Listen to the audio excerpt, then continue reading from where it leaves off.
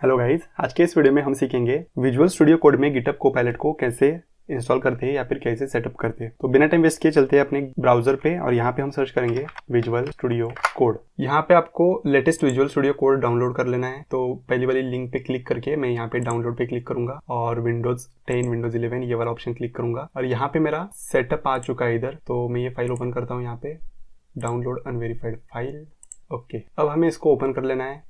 इस फाइल पे हमें डबल क्लिक करना है और जैसे हम नॉर्मली कोई भी सॉफ्टवेयर इंस्टॉल करते हैं उसी तरह विजुअल स्टूडियो कोड को भी इंस्टॉल कर लेना है। I accept the agreement, next next next install. ठीक है, तो हमारा विजुअल स्टूडियो कोड इंस्टॉल हो रहा है। ओके, तो यहाँ पे विजुअल स्टूडियो कोड इंस्टॉल हो चुका है। हम इसको फिनिश करेंगे और लॉन्च कर लेंगे। ओके, तो विजुअल स्टूडियो कोड यहाँ पे ओपन हो चुका है। अब हम यहाँ पे कोपायलट का आइकॉन आपको यहाँ पे दिख रहा होगा, मैं यहाँ पे क्लिक करूंगा और यहाँ पे ओपन चैट करूंगा। तो जैसे कि आप यहाँ पे देख सकते हो, इसने अकाउंट में sign in to use Copilot का ऑप्शन दे रहा है। तो मैं यहाँ पे इस पे क्लिक करूंगा, कंटिन्यू विद गिटहब। तो गिटहब, इसके लिए आपको गिटहब पे एक अकाउंट होना चाहिए और उसी अकाउंट के साथ अब आप यहाँ पे लॉगिन कर लेना।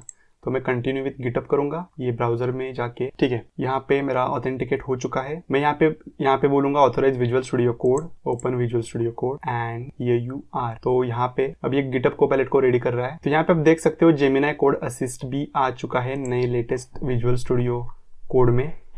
तो देखो गिटहब कोपायलट इज रेडी। तो क्विकली हम टेस्ट करते हैं इसको। यहाँ पे एक न्यू फोल्डर, एक कोई फोल्डर ओपन करते हैं।